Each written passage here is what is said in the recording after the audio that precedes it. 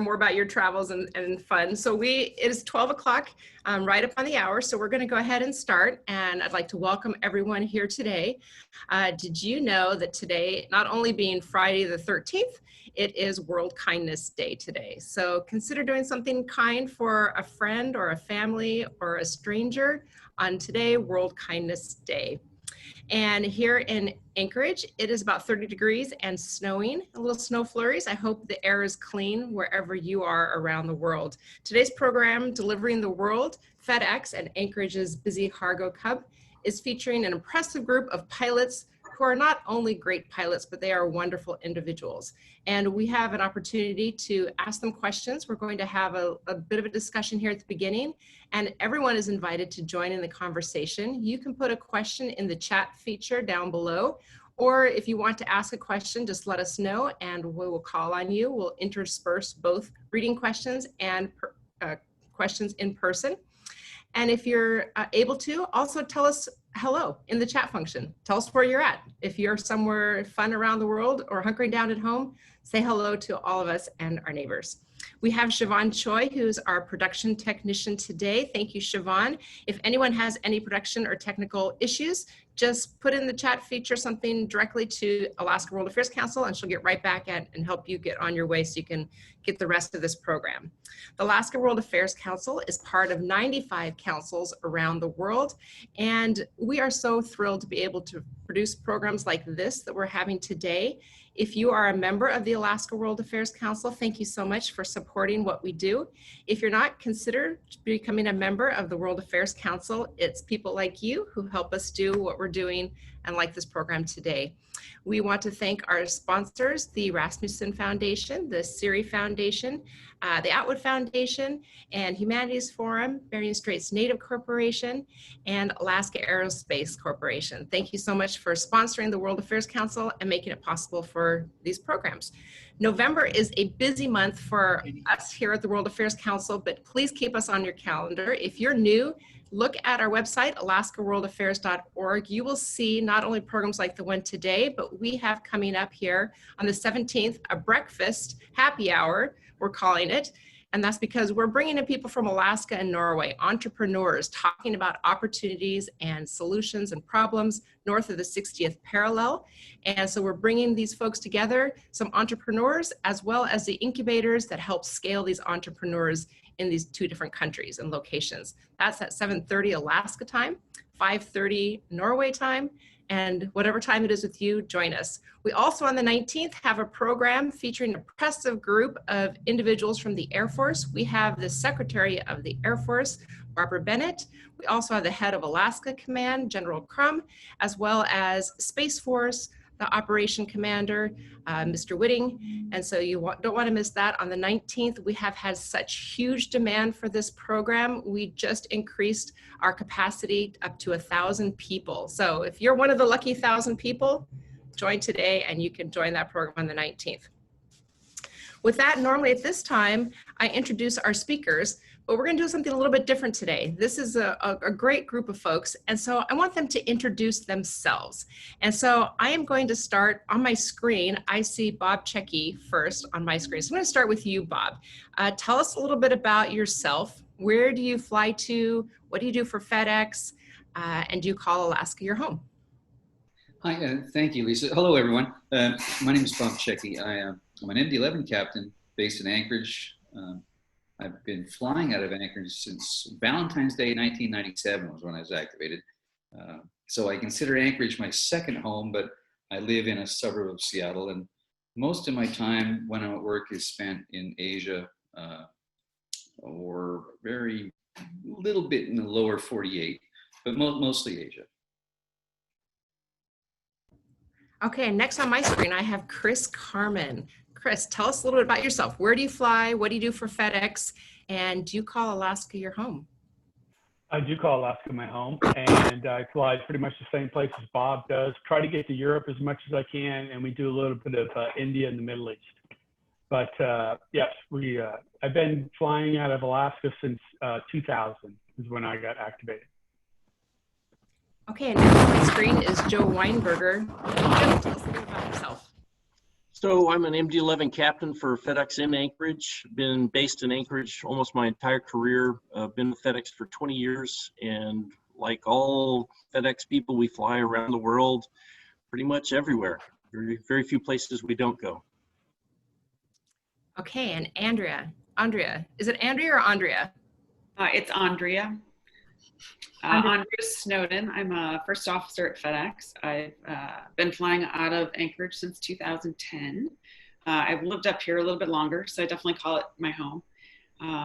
And like these guys, I fly mostly to Asia. I like to try to get to Europe, but it's harder to do based in Anchorage.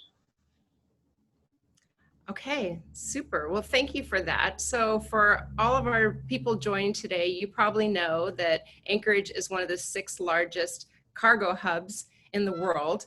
And there's talk about it becoming an e-commerce hub due to a strategic location as the shortest route between many points in North America and Asia. So let's start with that. Let's talk a little bit about that. Bob, how does the cargo hub here in Anchorage, Alaska compare to other hubs around the world? You have to put yourself on mute or off mute. You're still on mute. Mute. There we go. Can you hear me now? Okay. Sorry, all I can see is a Zoom sign, so I lost everything there. But okay, so can you hear me? We can hear you perfectly. Wonderful, wonderful. Okay, you were asking about Anchorage and the location there. Just to give you an idea, our super hub in Memphis, that's the headquarters for FedEx. UPS is in Louisville, other companies are different places.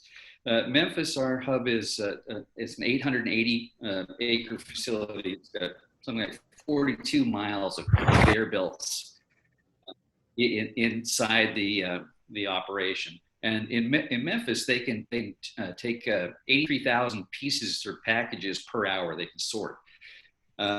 Anchorage, on the other hand, is a little smaller. It's a 64 acre property, but it can sort 25,000 packages per hour. But the beauty of Anchorage is that if you look at a globe, imagine a globe, and you draw an arc, a radius around Anchorage, a 5,000 mile radius, Anchorage is within 90% of the world's population centers. So that's the reason that strategically Anchorage is so important to everyone. It's a shortcut from Asia to Europe, from South America to Asia, basically the whole world. FedEx uses Anchorage in a slightly different manner than they do their other sort facilities. FedEx we speak in acronyms a lot. So we have what are called BABOs, bypass bleed-offs. And those are sort facilities around the country and around the world. Oakland, California, for example, is one. So all freight going from the West Coast to the West Coast would go through Oakland. Alliance, just north of Dallas, is one. So all packages going from the south to the south would do that. That was open. It was referred to as the Disneyland to Disney World route. We've got one in Indianapolis, at Newark, same type deal. And in Paris for Asia, intra-Asia, and also North America stuff, and Guangzhou in China for Asia and the rest of the world. And that's about it, I think. Did I answer your question?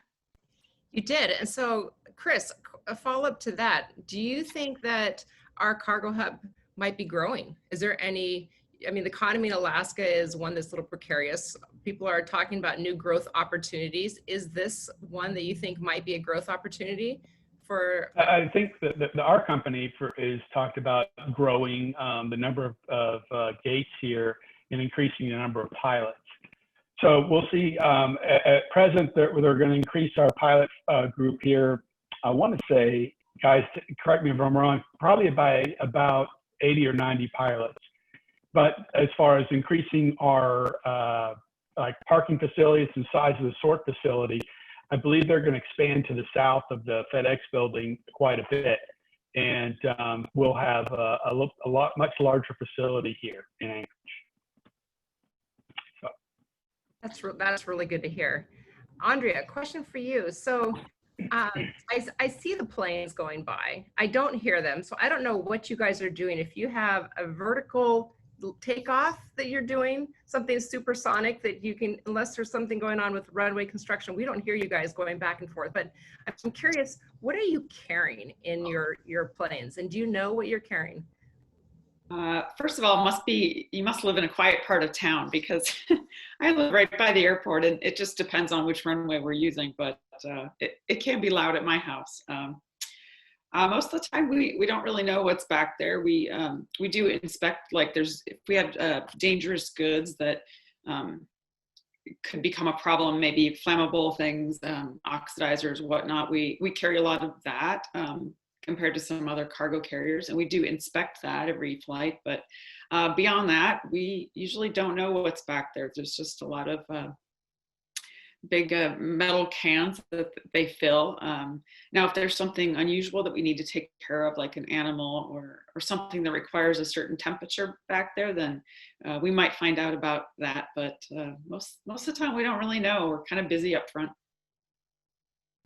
Does anyone have a story about something unusual that they've carried that they found out about later? I do appreciate, some of the things that you're bringing back that we're using here all the time. My coffee cup, World Affairs Council mug from China. But does anyone have a story about something unusual that they've carried that they knew about? I did get to carry a rescue otter from Anchorage down to Oakland. She was going to a facility in Portland. So we were getting her to Oakland, and she was in this little plexiglass container with her veterinarian, and she was squeaking or whatever otters do, and she was sitting back in the courier section with the veterinarian, and I actually got to feed her in flight. It was actually pretty fun. I took videos of it. It was neat. That's really, really cool. Okay, Chris, back to you. So we talked a little bit about our cargo hub and what you're carrying or what you don't know you're carrying, and the different temperatures. How about when you get to your destination? Do you have any chance to have any contact with people on the street when you get there in foreign lands? Or are you typically in and out so fast that you don't get an opportunity to see the places you're going to? Well, first of all, the weirdest thing I carried is we carried 95 horses from Anchorage to Sapporo, then down to Osaka. And they had them in 4 horses in each container, and it filled the whole airplane up. Never want to do it again because it's kind of smelly, but you could feel them as you're flying, moving around, and it was kind of unnerving. But as far as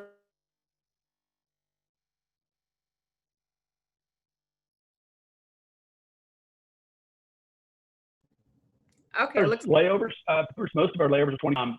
When you have a longer layover, are you losing me? Hello?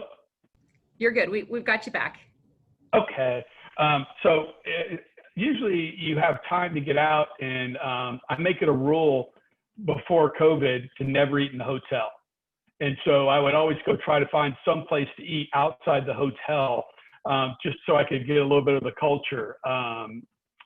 Places like India, for example, I make a strong point, either take a cooking class or go out and eat somewhere, different.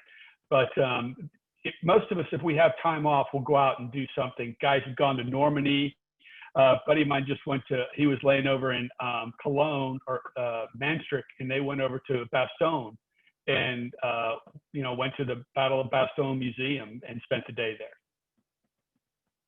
I took a car to the Taj Mahal about 2 years ago, and we got to visit the Taj Mahal and came back.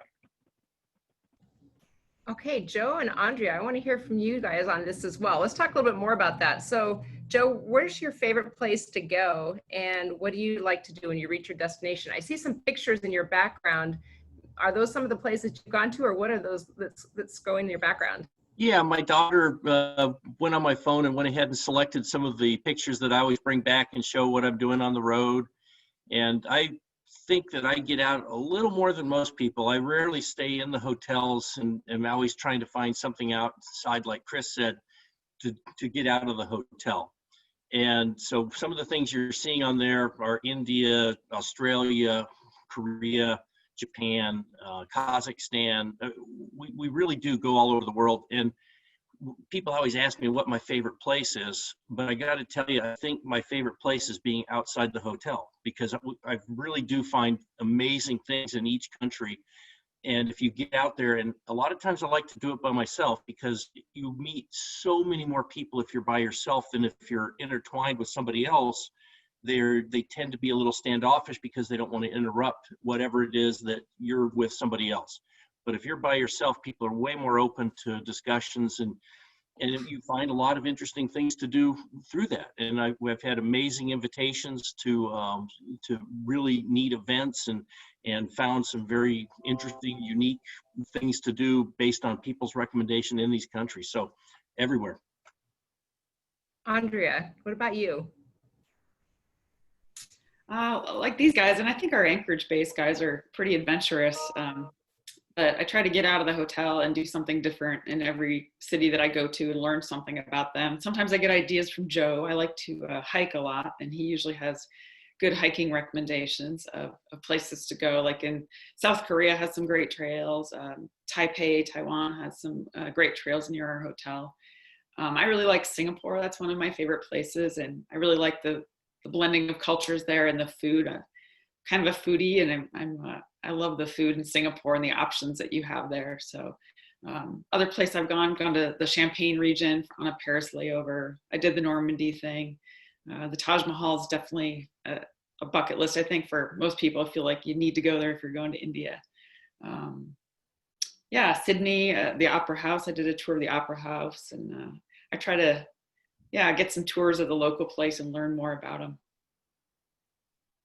Okay, you guys are making me really want to get out and travel right now. All these talks about these exotic places around the world combined with Joe's pictures in the background, I'm ready. Okay, Joe, let's go back to you. So what are some extra professional demands on pilots carrying freight internationally?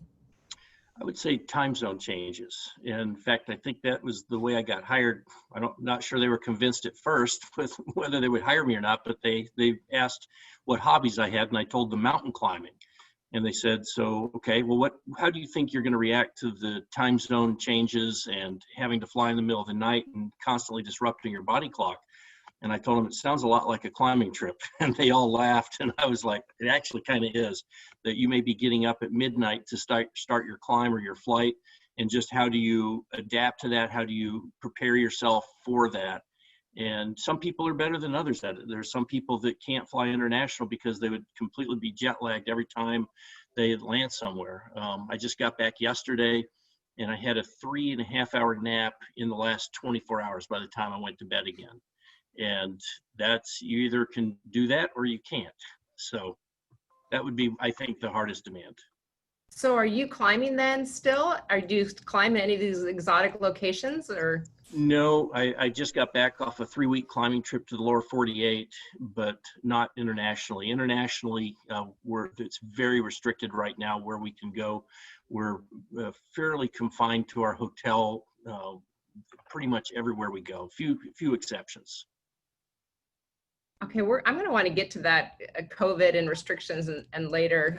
First, let me go to you, Bob. I have a question about still more on traveling. So does your vantage point as a more or less full-time international traveler give you any unique perspective on life in the United States or the American presence on the international scene? Yeah, it actually does. I guess the more I think about it, if I could put one word, I would say, in the United States, regardless of your background, where you come from, my wife was the first person in her family to go to college. I was the second person in my family to go to college. We grew up extremely middle class, maybe lower middle class, I don't know. But opportunity, the word opportunity comes to mind. And there isn't the same amount in some places I've seen. Depending on if you're fortunate enough to be born on one side of the tracks or the other, I've seen abject poverty in slums in India, for example, or in the Philippines, where education is not going to be primary. Survival is the primary concern. So you could have the best people in the world, but they're never going to be able to reach their goals, or they may not even be aware of their potential goals. So that aspect is one. But as far as traveling the world, it's amazing because maybe it's because we have two big bodies of water either side of us, and during the last century, most all of the major economies were decimated by either famine or world wars. But the rest of the world is so much more aware of the U.S. and what's going on here than, unfortunately, we are going on in other countries. And I'll give you a perfect example of that. I was in a taxi cab talking to this gentleman. I was in Penang, Malaysia, my favorite place in the world to go. And he asked me, he said, so tell me, where are you from? I said, North America. Are you American? I said, yes, West Coast of the United States. He said, please tell me, what are your impressions of I forget the name, Joe Jones? And I said, I'm sorry, I'm not familiar. Really? He's the Undersecretary for Agriculture for Southeast Asia for the United States. You're not aware of this gentleman? I said, no, I'm sorry. And I felt so ignorant. But that was a perfect example of how the rest of the world knows exactly where we are, more about us than we know about them. I was in Kazakhstan, and in Kazakhstan, in Almaty, there's no taxis. So you put your thumb out and the car stops. And if it's a family with children, the driver will kick the rest of the family out and they'll take you to where you're going. And you give them a few dollars and they'll go back and pick their family up. Well, I was flying with a fellow named TJ, one of our Anchorage guys, and we were getting a ride back to the hotel. And this young man picked us up and dropped his friend off because there wasn't room for all of us. And he asked where we're from. And so TJ said, I'm from Alaska. And he said, oh, Alaska, the 49th state. Juneau is your capital. And we said, yes. And he said, and you? And I said, I'm from Washington State. It's on the west. He said, yes, it's above Oregon and below British Columbia. Your capital is Olympia, and your largest city is Seattle. And I said, yes, it is. He said, yes, I have a cousin going to school in Montana. Go Grizzlies. And I went, okay, great. So the world is a massive place, but it's a very small place as well in many ways. And that is a long, drawn-out way of saying that I think we need to learn more about the rest of the world, because the rest of the world sure knows about us.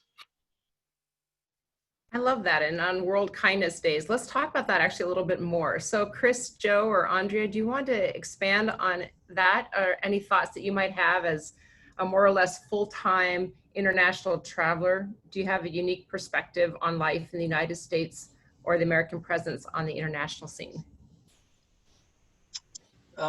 It is most of them, we get, I would say, lazy, where, most people speak English. Aviation, the language of aviation is English, and that was set after World War II.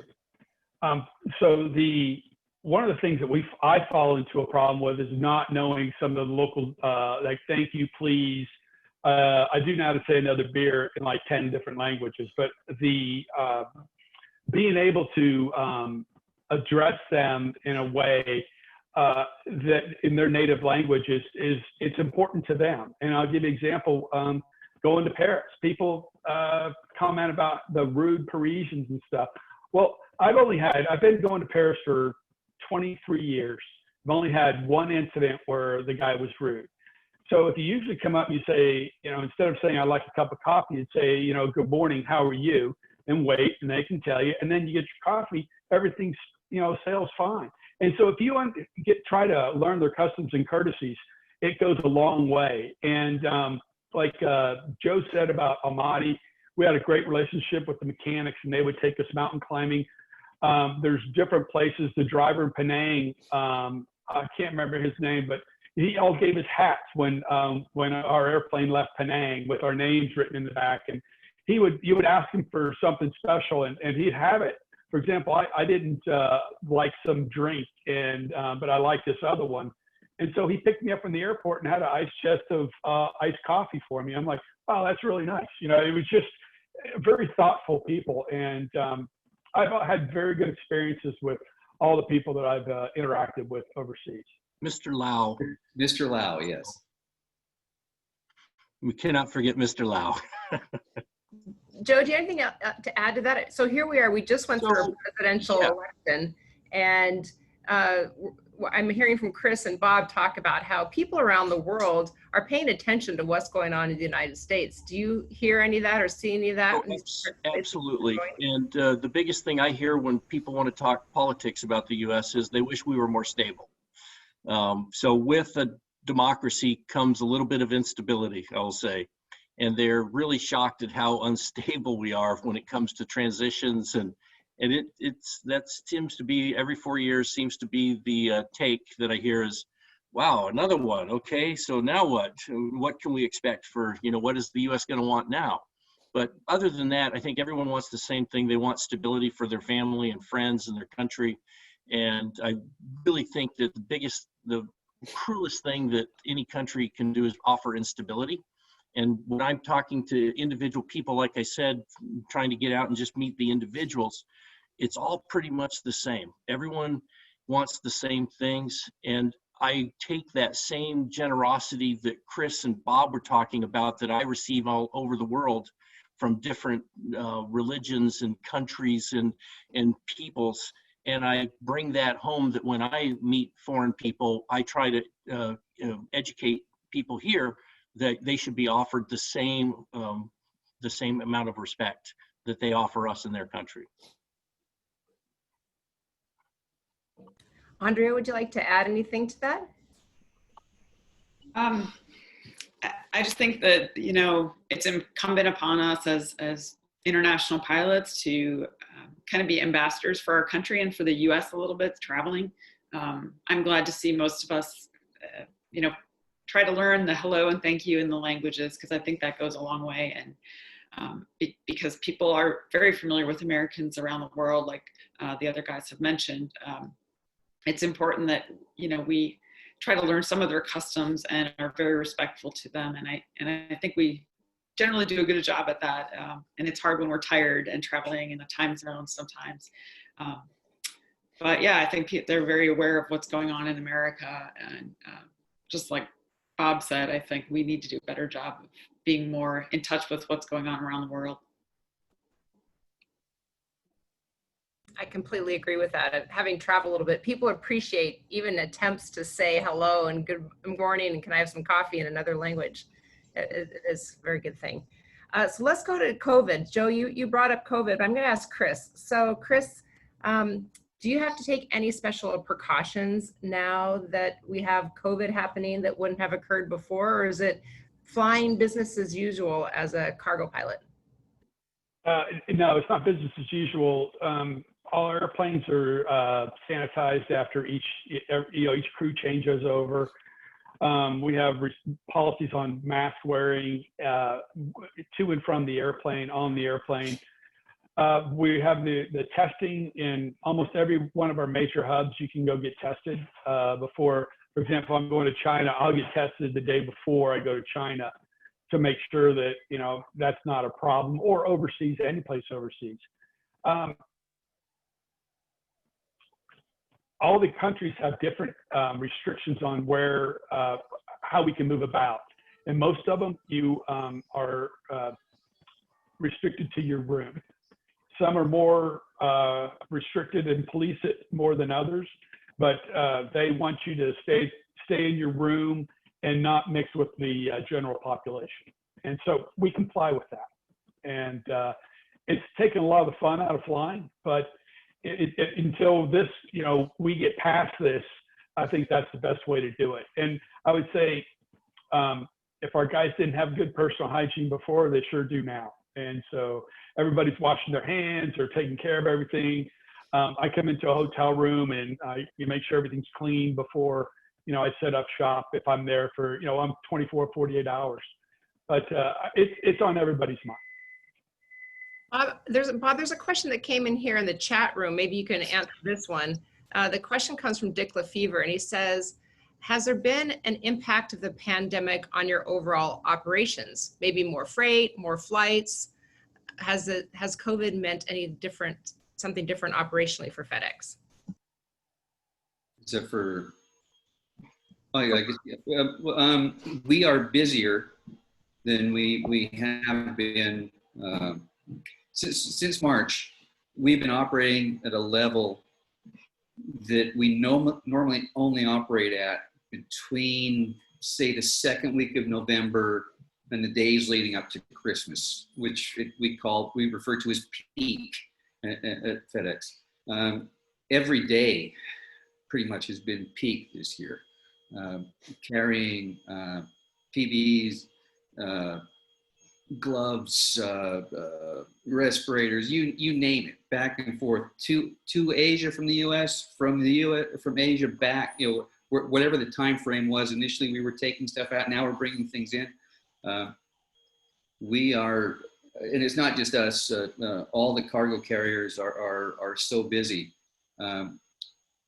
Between not only that, but when, as we all know, China makes many goods that are sold overseas, and there was a 6 to 8 week period in inter-China where cities were shut down and everything was shut down. Well, there's now such a backlog of cargo that's trying to get out of China that the backlog is I don't want to be exaggerate, but I was having a conversation with one of our ramp agents in Shanghai about 3 months ago. So this, it's old information, but I was asking how things are going, and he said, "Well, we've got 300 positions now. An MD-11 can hold 28 positions upstairs, 28 pallets, and then stuff in the lower section." He said, "We've got 200 pallets that are weighed and ready to go on airplanes. We don't have the airplanes for, and we've got 300 more pallets that we haven't even weighed yet, and they're just outside the fence." So there's a lot of commerce is moving back and forth. The airlines used to carry in their bellies, in addition to people's suitcases, they carried freight that was contracted with the freight forwarders. Well, the passenger carriers stopped their operations internationally, so the freight forwarders had to go somewhere. So they've gone now to institutional shippers have gone to UPS, FedEx, and so now we're carrying that in addition to our normal stuff. And so for us, it's a good problem to have in times where there's others that are worried for the existence of their jobs. FedEx and UPS are very safe right now in that regard. Joe, how about mask wearing? Do you see mask wearing more in other parts of the world or less in other parts of the world? Alaska's starting to ramp up even more with mask wearing. What have you seen as you've been going around? So I don't know if a lot of people know that usually in Asia, specifically when people aren't feeling well, they always wear a mask. They've done this ever since I started flying over there, first trip over there 30 years ago. I've always seen people that felt ill or felt vulnerable would have a mask on. Well, obviously everybody knows the CDC guidance and mask wearing, and when they do that overseas, especially in Asia, I see pretty much 100% compliance. When I'm in the US, I don't see compliance. I see it a lot of vitriol. I see a lot of people that get very worked up about it. I told my family early on, I said, this is not the time to talk to strangers in line anywhere because you don't know what you're going to get. People are pretty stressed. And I see in our country, not a lot of compliance. Overseas, I see 100% compliance, and I see their economy's very open now. If you can look at the numbers, there's not a lot of people that are getting sick. And I see a big difference between the two dichotomies, I would say, in compliance. And Lisa, if I may, you also, Asia specifically, it's a cultural, there are cultural aspects. In Japan is a prime example. If you are feeling under the weather for any reason at all, you wear a cover. It's a cultural thing. It's a cultural thing. If you laugh, you cover your mouth. They're just very aware. And so I think that's why it's easier. It has been easier for Asian societies, different Asian societies, than Western societies, leading, as far as wearing masks and things. I wish everyone in our country would respect each other more. I got to say that we, as airline pilots, we get to see the other side. We get to see what it looks like when it does work. And so it's very in our face when we come back here, no pun intended, and we see people not respecting other people. Because personally, if you don't want to wear a mask, that's a decision for both the parties in the room or in the elevator. Okay, well, this is such great conversation. We've got a lot of great questions coming through the chat room. I want to start asking some more of these, and if anybody wants to ask directly, just let me know and I'll give you the microphone. Here's a question. I want to start with you, Andrea, on this one, but I'm interested in everybody's answer to this, actually. So what made you choose cargo over passengers? Was it a personal preference or a position of opportunity that made you choose cargo? Mine was definitely a personal preference. After flying in the Air Force, I was like, if I'm going to go fly again, I don't want passengers. And of course, I was influenced by people I knew in the Air Force that were already hired at FedEx. So I only applied to FedEx and UPS. I didn't want to have to deal with people, I guess. How about you, Joe? Mine was looking at the where people fly to, and FedEx had an amazing international presence at the time when I was applying to airlines, and you could get it fairly junior. Like if you went to some of the other carriers like Delta, United, you had to be so senior to go international. It would pretty much not happen till the end of your career, which is still the case. At FedEx, you could be international as a new hire. Like you're trained, okay, you're moving to the international hub, goodbye. To me, that was a game changer, and it made the FedEx my obvious number one choice. Okay, how about you, Chris? I first flew for American, and when I got out of the Air Force, I flew for American for 2 years. I worked every holiday. It was you would work 3 days and then 4 days off, or 4 days and 3 days off, and it was hard to move your schedule around. Where at FedEx, they had such a mixture of trips and places to go, and I never worked a holiday. In 25 years, I've worked one holiday, and that was because my youngest daughter, I had to push everything to the end of the month so I could be there for the delivery.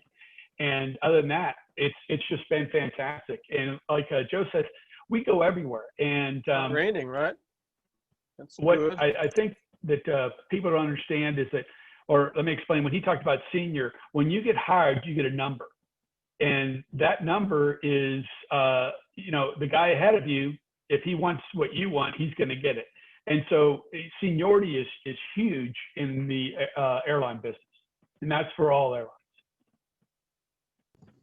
How about you, Bob?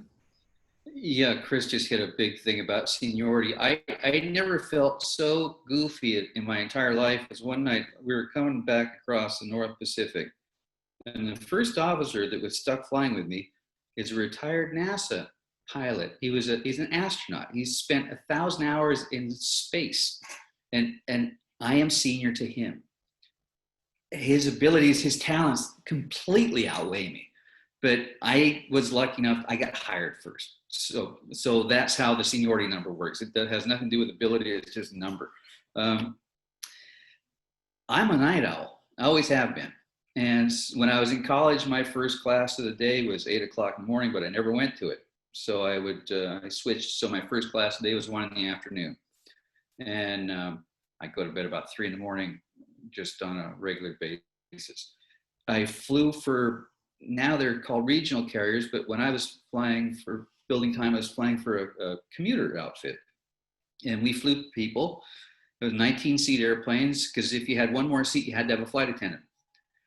And we were really treated like second-class citizens by not only the people that we had carrying around, but also our brothers and sisters at the major carriers that we were hauling for, whether it be like, I flew for a United Express carrier.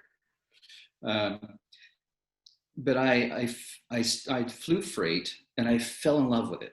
And I absolutely loved it. And I would hear the Tiger call sign, which was flying tigers over the radio. They would say Tiger and then a flight number. And then FedEx was Express 1802. And I'd hear the Express call sign, I'd hear the Tiger call sign. And I knew I wanted to work for one of those two.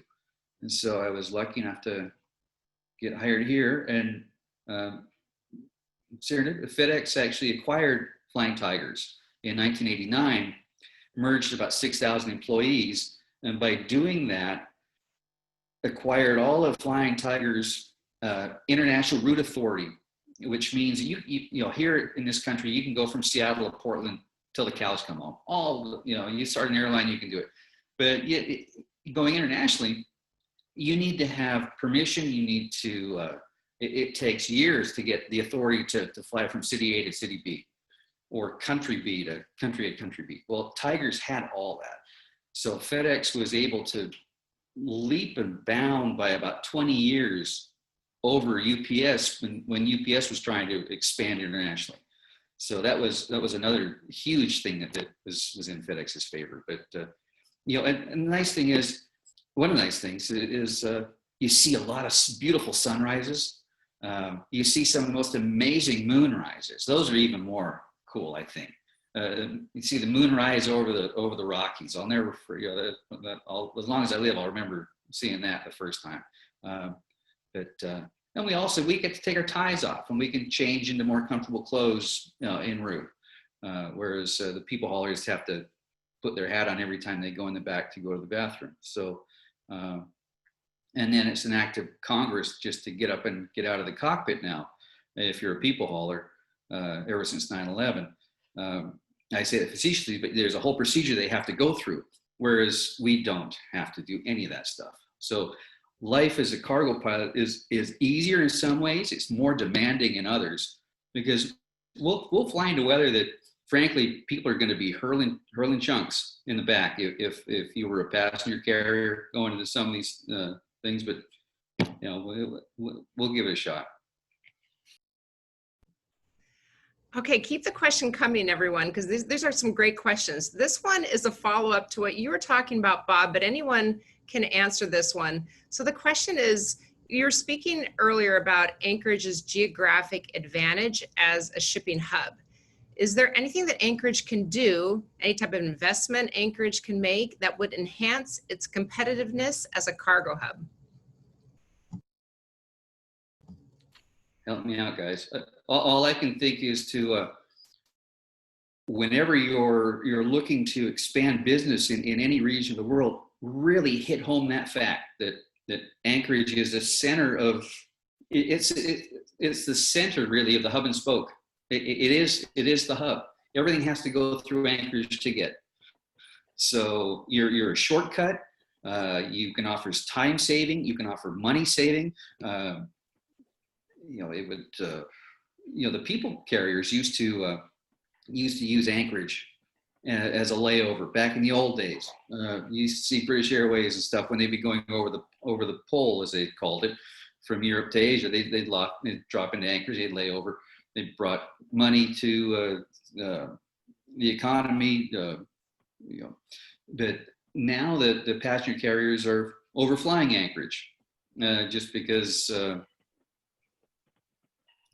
I don't know why, but they are, and the airplanes they're using are smaller anyway. They used to use big 747s. Now they're using smaller airplanes. The cargo airplanes are all massive, all 747s, MD-11s. There's the occasional Antonov, 124. You'll see it's a massive Ukrainian-made airplane, massive airplane. You'll see those occasionally in Anchorage. So play up the play up that aspect. I would think. What do you guys think? Do you mind if I jump in there, Bob? So I think that what's happening right now with the increased demand in global shipping, like Bob said, or Chris said, with the belly freight that would go on the passenger carriers, now that the belly freight is not available, the passenger carriers can't use freight forwarders to fill that extra space. We have huge cargo demands. People are moving everything by air pretty much now. I believe it's 90% of the weight of cargo goes by boat, but 90% of the value of goods goes by air. And so with an international economy, you have mostly air freight that has to fill it. Everyone's maxed out right now. And when you look at overflying Anchorage, you have to commit to carrying extra fuel for the extra 6-7 hours of flight time. Now it's more valuable to have that space filled with freight. So now it makes Anchorage even more valuable that stop, get more gas, you were able to max out your freight, and then you continue on. And if you are continuing on, it just makes sense that you would sort whatever freight you took out of, let's say, Shanghai to here, and some of it's going to Indianapolis, some's going to Oakland, some's going to Chicago, some to Newark. It makes sense that you just sort it here versus taking it to another destination and sorting it there.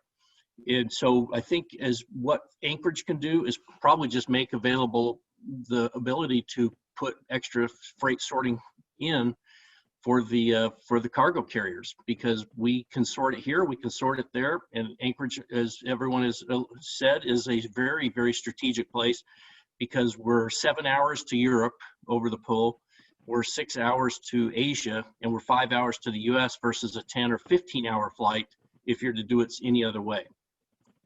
One of the things that FedEx has, and I don't know how UPS runs it, but we have a tremendous customs clearinghouse here.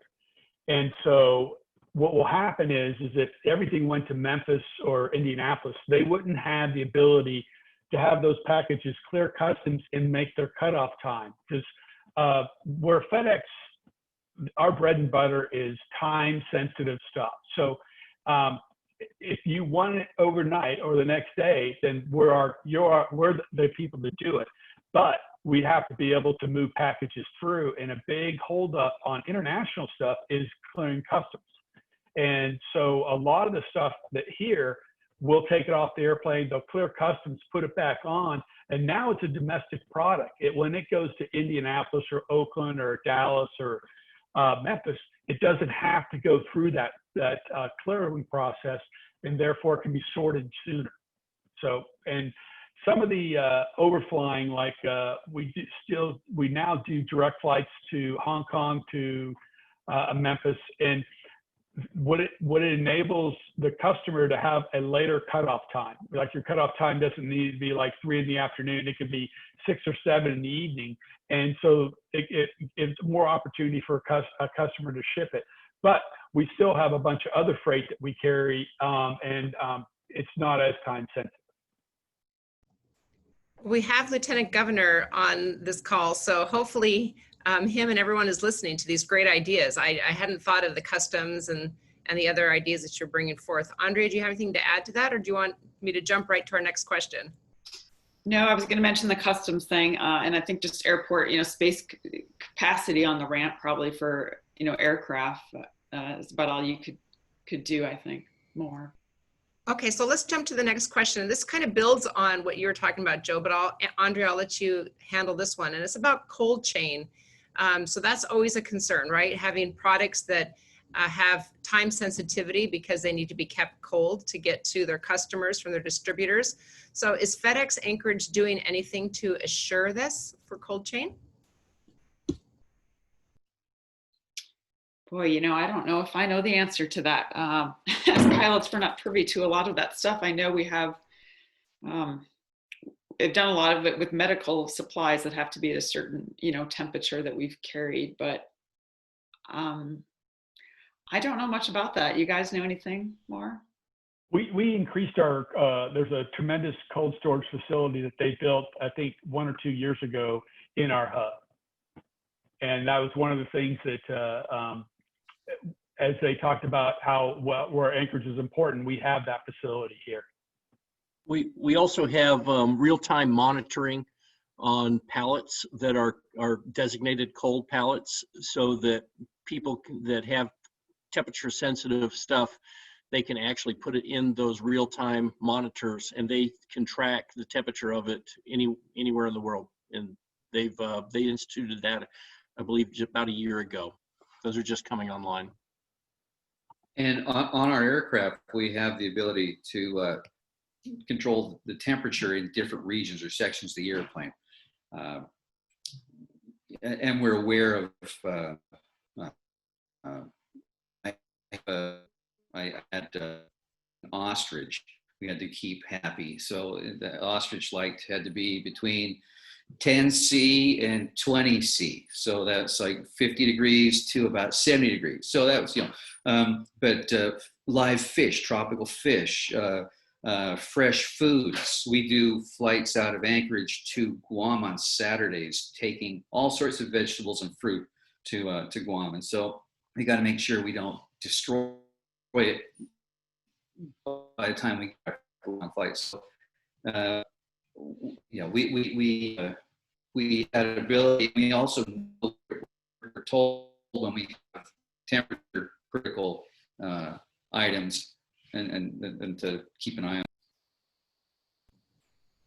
Okay, we've gone through our questions. If anyone has more questions, please type them in here. I'm going to ask one on behalf. I see on our call here, we have Miriam Ahrens. She has a wonderful young son I see on Facebook who has been doing some flying and is really interested in aviation. So I'm going to ask a question just on his behalf from a student's perspective, from a seasoned cargo pilot.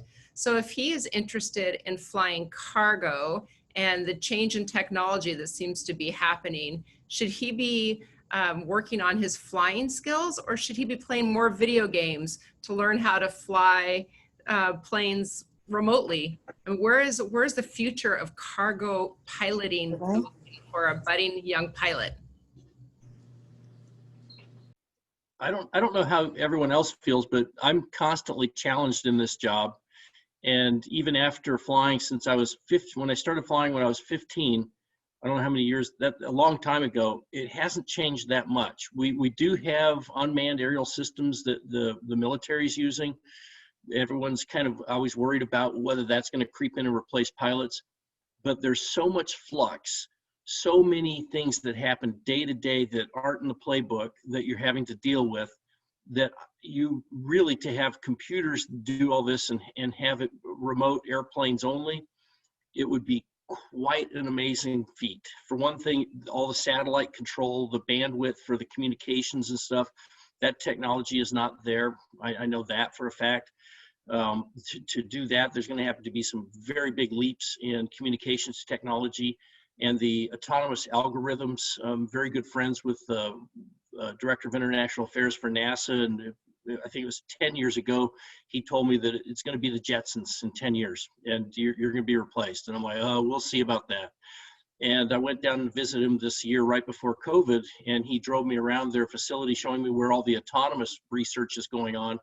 And basically, they're having to just program in snapshots like in a Rolodex to let the computer figure out what this looks like, versus it having to use artificial intelligence like we have. We have artificial intelligence in the cockpit, being us, but we have to figure it out real time. And the AI is just not there to figure out all the flux and all the perturbations that come into the system for instability. And I don't see that changing anytime soon. So I would say, keep working on both, but mainly the thing you have to rely on is your flying skills. At the end of the day, when everything stops working, the automation stops working, we have to rely on the pilots to continue to fly. And that's going to be the biggest challenge as we do bring more and more computers in, is driving people back to flying. Chris, do you want to add on to that? You're in standards, and you get to see what people do and don't do. First of all, if there's a big difference between computer games and actual flying, or computer games and actual shooting someone. It's hard. You get an artificial view of what it is. Flying an airplane is a lot of three-dimensional thinking. being able to think while you're getting bumped around, hot, cold. There's a lot of anxieties that, when you first start flying. So I would suggest, there's I think it's called the Silver Eagles program. I think Bob is more familiar with it, that they'll take a kid up and fly them for a flight and show them around. And then they kind of get a taste. Yeah, is this what I really want to do? And then after that, there are many avenues to get your pilot's license. And then if you continue to like that, and just keep going forward. There's a big industry behind training pilots right now, one that wasn't available when the four of us started out. And my son's going through it, and I don't know if he's going to be a pilot or not, but he went through it and he really enjoyed it. But just the amount of assets they had to train was phenomenal.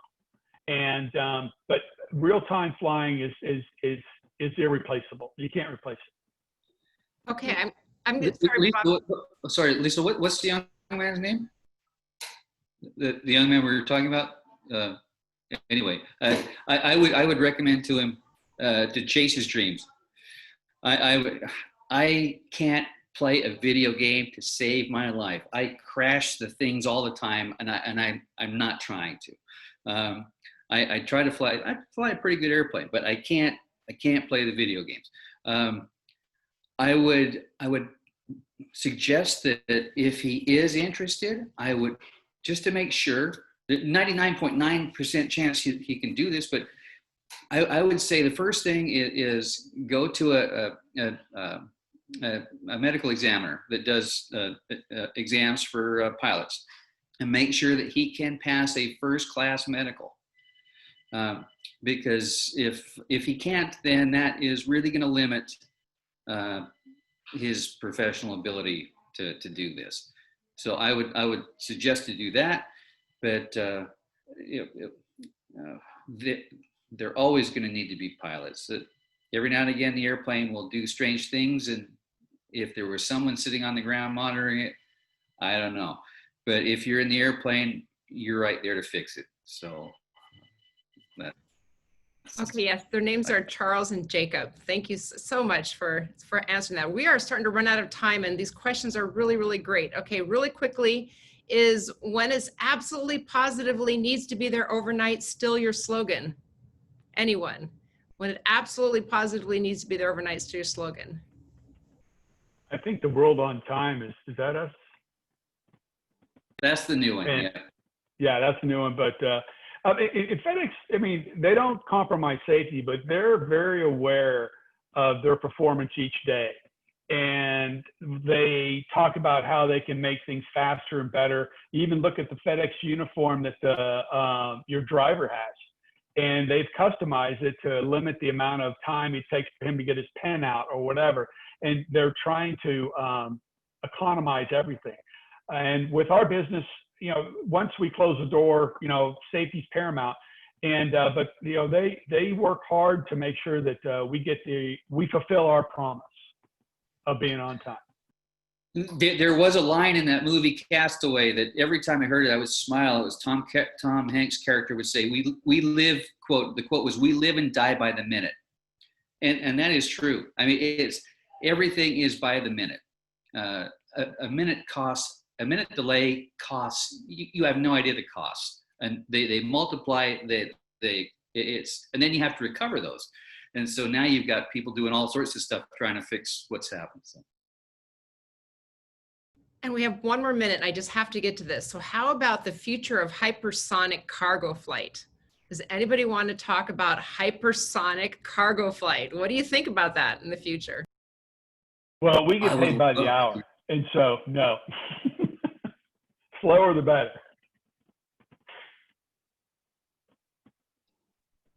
I don't know of many airplanes they're designing yet for that specifically, but I think it'll be a while before they can make enough of them and big enough to carry what we do. So yeah, in the original days at FedEx, there was almost a push. They tried to buy 2 Concords just so they would be able to save time going across the Pacific, but it never happened.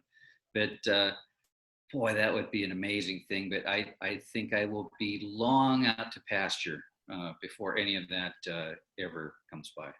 Lisa, the difference between shipping something by air and by boat is 7 days versus within 24 hours. And so I think what you're going to see is to capture more of the market for volume versus speed, and that you're going to just see bigger or more efficient transportation, not necessarily faster. Just a guess. Well, I can't wait to see what's in our future, especially with budding pilots like Charles and Jacob. So thank you everyone for joining us today. Thank you so much to our star-studded cast. Thank you, Bob and Joe and Andrea and Chris, for taking time out of your place around the world to join us in this conversation about FedEx and Anchorage Cargo Hub. And thank you everyone for joining us. We are committed to global competency, and the World Affairs Council loves to bring programs like the one today and additional ones we have scheduled for this month. So please put us on your calendar and have a very safe day on this day of world kindness. We hope to see you all back again on the 17th and the 19th. And with that, I'll sign off and say, have a wonderful day, everyone. Thanks, Lisa. Thank you, Lisa. It was a pleasure.